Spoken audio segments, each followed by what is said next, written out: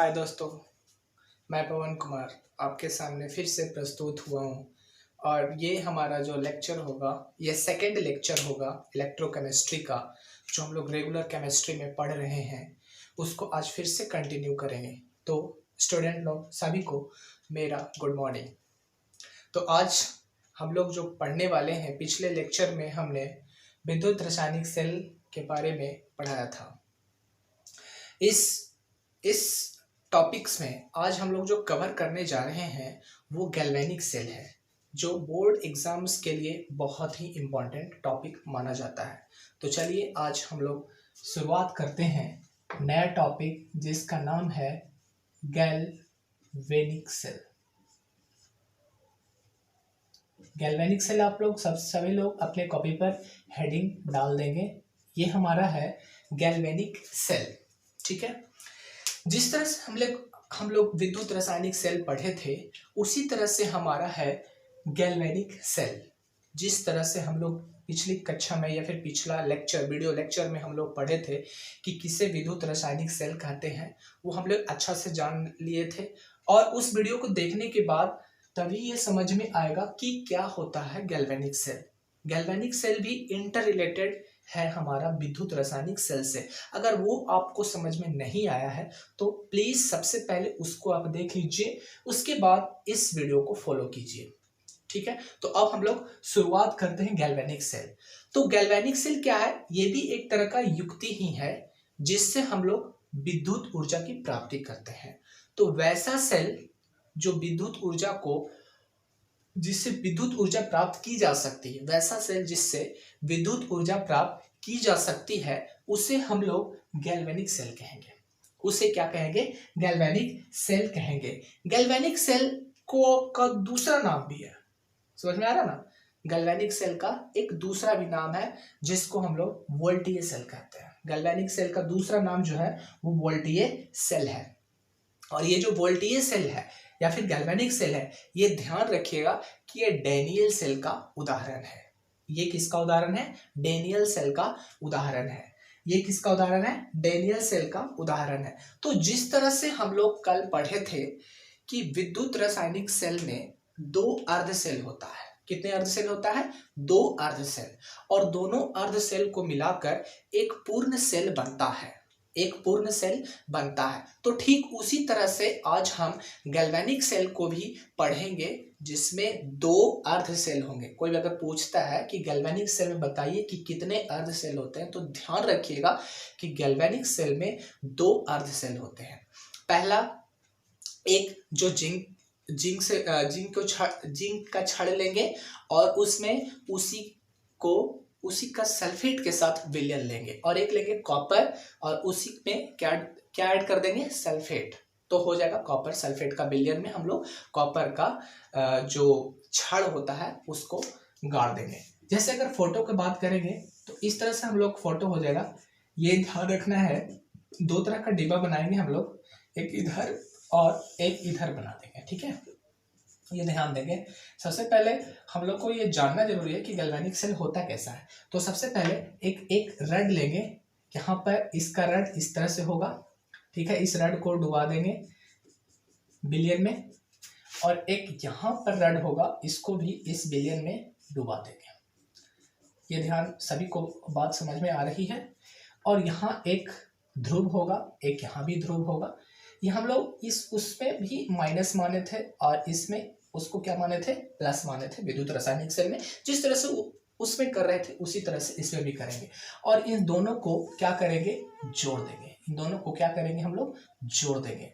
अब उसमें पढ़े थे कि इलेक्ट्रॉन का क्या होता है? स्थानांतरण। इलेक्ट्रॉन का जो स्थानांतरण है वो इधर से उधर। इसमें ये ध्यान रखना है, ये फर्स्ट वाला है तो जिंक का छड़ है। ये किसका छड़ है? जिंक का छड़ है। ये जिंक का छड़ है। और इसमें जो विलयन लेना है वो क्या लेना है? ZnSO4 का। जिस चीज का छड़, उसका विलयन जो होगा सल्फेट के साथ लेना है। तो जिंक का सल्फेट के साथ विलयन ZnSO4। जिंक सल्फेट जिसको बोलता है कॉपर, ये हमारा किसका है? कॉपर का ये छड़ है, ये कॉपर का छड़ है। तो इसमें विलयन किसका होगा? CuSO4 का। सभी लोग को समझ में आ रहा है? जिस चीज का छड़ आप लोग लीजिएगा उसी का यहाँ पर बिलियन लेना होगा। अगर आप कॉपर का छड़ लिए हैं तो CuSO4 लेना पड़ेगा, अगर आप लोग PD का लिए हैं तो PdSO4 लेना पड़ेगा। तो वो डिपेंड करता है कि आप किस तरह का छड़ इसमें इस्तेमाल किए हैं।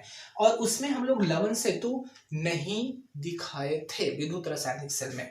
तो यहाँ पर इलेक्ट्रॉन का स्थानांतरण जो हो रहा है जिंक का छड़ से किधर की ओर, कॉपर का छड़ की ओर। और विद्युत धारा का प्रवाह होगा वो जिसके जस्ट उल्टा। विद्युत का प्रवाह जो होगा वो किधर से किधर की ओर, कॉपर का छड़ से जिंक का छड़ की ओर होगी। कॉपर का छड़ से जिंक के छड़ के ओर होगी। ये ध्यान रखना है, ये विद्युत का प्रवाह है। ये किसका प्रवाह है, विद्युत का प्रवाह। इलेक्ट्रॉन का प्रवाह इसके जस्ट अपोजिट और विद्युत धारा का इधर। अगर ये इधर की उधर जा रहा है तो विद्युत धारा हमारा उधर से इधर आएगा, ये ध्यान रखना है। अब यहाँ पर एक चीज और ध्यान देना है कि गैल्वेनिक सेल में एक लवण सेतु उपयोग होता है। क्या होता है उपयोग, एक लवण सेतु। तो लवण सेतु को इस तरह से एक पाइप लगा देंगे, लवण सेतु को इस तरह से एक पाइप लगा देंगे। इसमें कुछ नहीं भरा हुआ होता है, इसमें एक KCl भरा होता है। KCl पोटेशियम क्लोरेट, KClO3 भरा हुआ रहता है, या पोटेशियम क्लोरेट बोल सकते हैं, या फिर कुछ भी भरा हुआ रहता है। लेकिन ये ध्यान रखना है कि लवण सेतु का जो काम है वो इलेक्ट्रिकल न्यूट्रलिटी को मेंटेन करता है, मतलब विद्युत उदासीनता को कायम करता है। तो यहाँ पर ध्यान में रखेंगे कि लवण सेतु जो होता है हमारा, ये जो लवण सेतु है, ये इसका नाम क्या हो गया, ये है लवण सेतु। तो लवण सेतु के अंदर KCl रह सकता है, KClO3 नहीं, KCl रहेगा, पोटेशियम क्लोराइड रह सकता है। तो इसका काम क्या है लवण सेतु का, विद्युत उदासीनता को कायम करना। विद्युत उदासीनता को कायम करना लवण सेतु का काम ही है, विद्युत उदासीनता को कायम करना ये दोनों अर्धसेलों के बीच। ये पहला अर्धसेल है, ये हमारा दूसरा अर्धसेल है। इसको हम लोग पिछले कक्षा में एनोड नाम दिए थे। क्या नाम दिए थे, एनोड।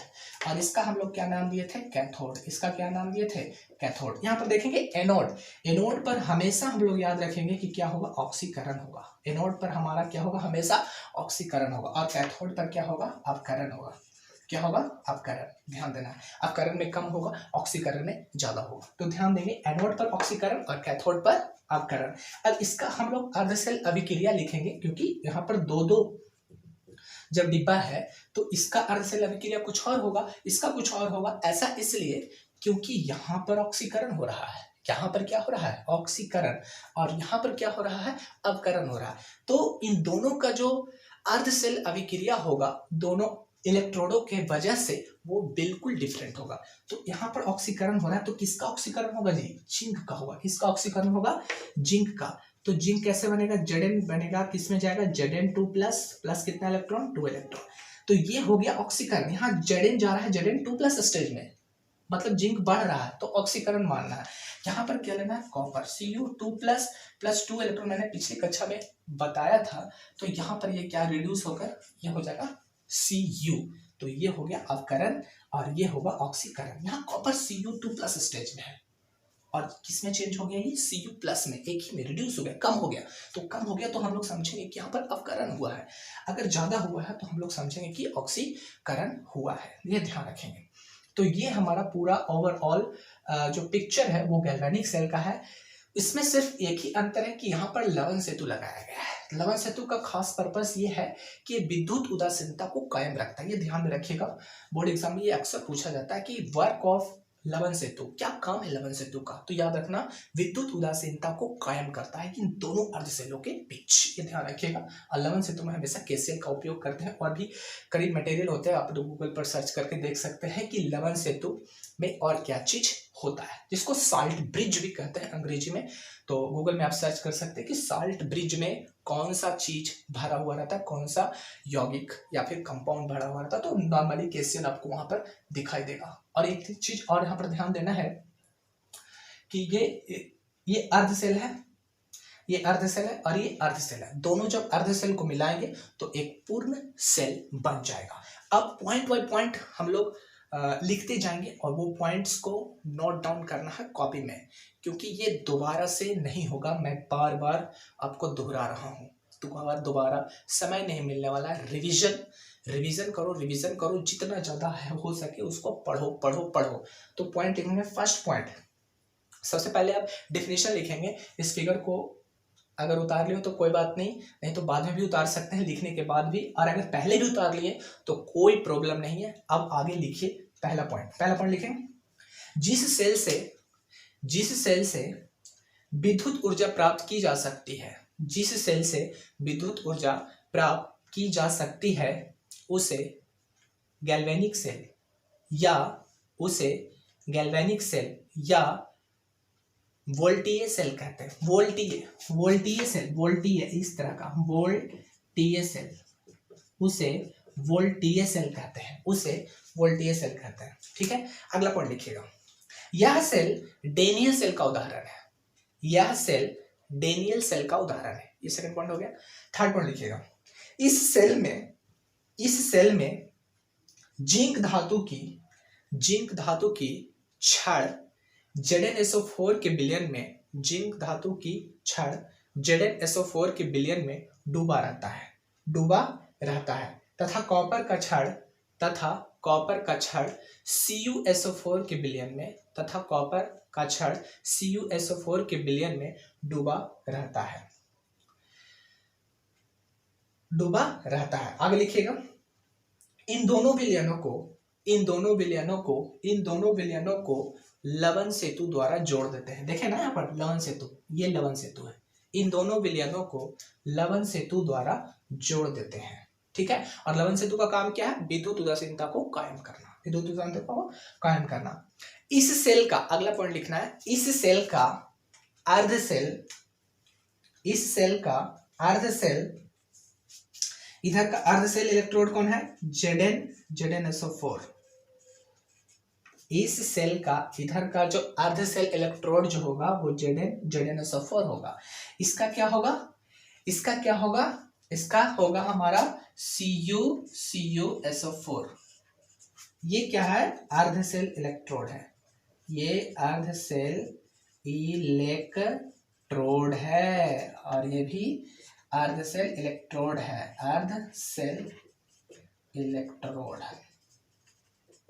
ठीक है, अर्ध सेल इलेक्ट्रोड इधर वाला का ZnSO4 होगा, उधर वाला का अर्ध सेल इलेक्ट्रोड CuSO4 होगा। अगला पॉइंट, दोनों अर्ध सेलों को लवन सेतु द्वारा जोड़ने पर पूर्ण सेल बनता है। अगला पॉइंट लिखेंगे। गैल्वेनिक सेल के दो इलेक्ट्रोडों के बीच यहाँ पर गैल्वेनिक सेल है, यहाँ पर दो इलेक्ट्रोड है। एक इसका जिंक का इलेक्ट्रोड है और एक कॉपर का इलेक्ट्रोड है। ठीक है, तो गैल्वेनिक सेल के दो इलेक्ट्रोडों के बीच के विभवांतर को सेल विभव कहते हैं।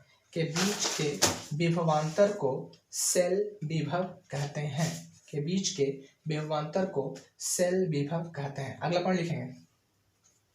धातु के तार दोनों इलेक्ट्रोडों को धातु के तार यहाँ पर ये है ना, दोनों इलेक्ट्रोडों को परस्पर जोड़ने पर इलेक्ट्रॉन का प्रवाह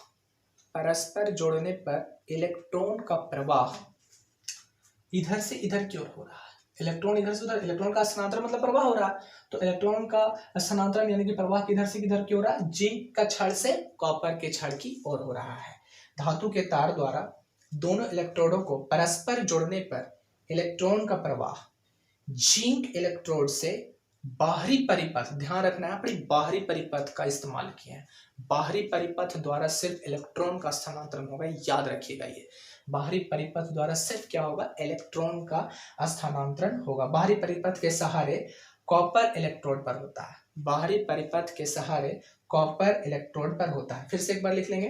धातु के तार दोनों इलेक्ट्रोडों को परस्पर जोड़ने पर इलेक्ट्रॉन का प्रवाह जिंक इलेक्ट्रोड से बाहरी परिपथ के सहारे कॉपर इलेक्ट्रोड पर होता है। अगला पॉइंट लिखेंगे। यहाँ पर जिंक इलेक्ट्रोड जो है, जिस पर याद रखना है कि एनोड है ये, और एनोड पर हमेशा ऑक्सीकरण होगा और कैथोड पर हमेशा अपकरण होगा। अगला पॉइंट लिखेंगे, जिंक इलेक्ट्रोड पर ऑक्सीकरण एवं कॉपर इलेक्ट्रोड पर अपकरण होता है, एवं कॉपर इलेक्ट्रोड पर अपकरण होता है। अब इन दोनों को एक साथ लिखेंगे, ये जो रिएक्शन है अर्धसेल अभिक्रिया, दोनों को एक साथ लिखेंगे। Zn किस में गया, Zn2 प्लस 2 इलेक्ट्रॉन में गया, और क्या हुआ, Cu2 प्लस रिड्यूस होके किस में गया, Cu में गया। ठीक है, यहाँ पर माइनस ये कट गया, क्या बचा, Zn प्लस Cu2 प्लस क्या बचा, Zn2 प्लस Cu। तो ये जो हुआ ये पूर्ण सेल अभिक्रिया हुआ। ये क्या हो गया, पूर्ण सेल अभिक्रिया, ध्यान रखेंगे। ये हो गया हमारा पूर्ण सेल अभिक्रिया हो गया। ठीक है, ये हो गया हमारा कौन सा, पूर्ण सेल अभिक्रिया हो गया। अब अगला पॉइंट लिखेंगे, इस सेल का एनोड जिंक इलेक्ट्रोड। यहाँ पर एनोड जो है वो जिंक इलेक्ट्रोड है, और कैथोड कौन है हमारा, कॉपर इलेक्ट्रोड। और कैथोड कौन है, कॉपर इलेक्ट्रोड। मतलब इस गैल्वेनिक सेल में जिंक जो है हमारा, जिंक जो है वो क्या है, जिंक इलेक्ट्रोड जो है एनोड बना है, और कैथोड कौन सा है, कॉपर इलेक्ट्रोड। तो याद ध्यान रखना, एनोड है जो जिंक इलेक्ट्रोड, और इलेक्ट्रोड मतलब कुछ नहीं होता यार, इलेक्ट्रोड मतलब छड़ है, छड़। ठीक है, इलेक्ट्रोड मतलब छड़। तो जिंक का छड़ एनोड पर है, कॉपर का छड़ किस पर है, कैथोड पर है, ध्यान रखेगा। डेनियल सेल में अगला पॉइंट लिखेंगे, डेनियल सेल में जिंक, डेनियल सेल का तो उदाहरण ही है हमारा गैल्वेनिक सेल या वोल्टेज सेल। तो डेनियल सेल का उदाहरण पूछेगा तो बोर्ड एग्जाम में याद रखना, डेनियल सेल का उदाहरण वोल्टेज सेल है, और वोल्टेज सेल को ही हम लोग गैल्वेनिक सेल करते हैं, ये ध्यान रखना। तो डेनियल सेल में जिंक ऋण ध्रुव, यहाँ पर अगर ध्रुव का बात करेगा तो जिंक जो है नेगेटिव टर्मिनल होगा और कॉपर जो है वो पॉजिटिव होगा। तो ध्यान रखना, पॉइंट लिखना है, डेनियल सेल में जिंक ऋण ध्रुव तथा कॉपर धन ध्रुव की तरह कार्य करता है, तथा कॉपर धन ध्रुव की तरह कार्य करता है। यहाँ पर ध्यान देंगे, ये जो जिंक है, तो डेनियल सेल में हमारा जिंक का जो छड़ होगा वो ये ऋण ध्रुव की ओर काम करेगा, ऋण ध्रुव, किसकी ओर, ऋण ध्रुव की तरह काम करेगा। जबकि ये हमारा किस तरह, धन ध्रुव, कौन सा ध्रुव, धन ध्रुव की तरह कार्य करेगा, कार्य करता है।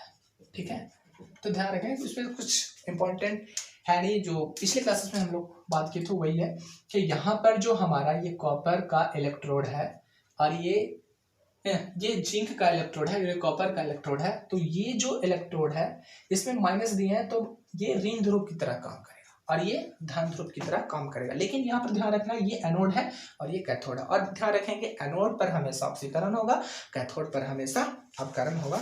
ठीक है, ये ध्यान देंगे। अगला पॉइंट एक बहुत ही मोस्ट इंपॉर्टेंट पॉइंट है, इस डेनियल सेल को, ये जो हमारा डेनियल सेल है इसको आरेख द्वारा कैसे दर्शाते हैं। ये बोर्ड एग्जाम में बहुत बार पूछा जाता है कि हम जो डेनियल सेल इस्तेमाल करते हैं तो उसको आरेख द्वारा कैसे दर्शाएंगे। तो अगला पॉइंट लिखा है, डेनियल सेल को निम्न आरेख द्वारा दर्शाते हैं, डेनियल सेल को निम्न आरेख द्वारा दर्शाते हैं। तो डेनियल सेल को किस आरेख द्वारा दर्शाते हैं, कैसे दर्शाते हैं, वो अभी हम लोग देखेंगे, वो हम लोग अभी देखेंगे। तो यहाँ पर ध्यान देना है।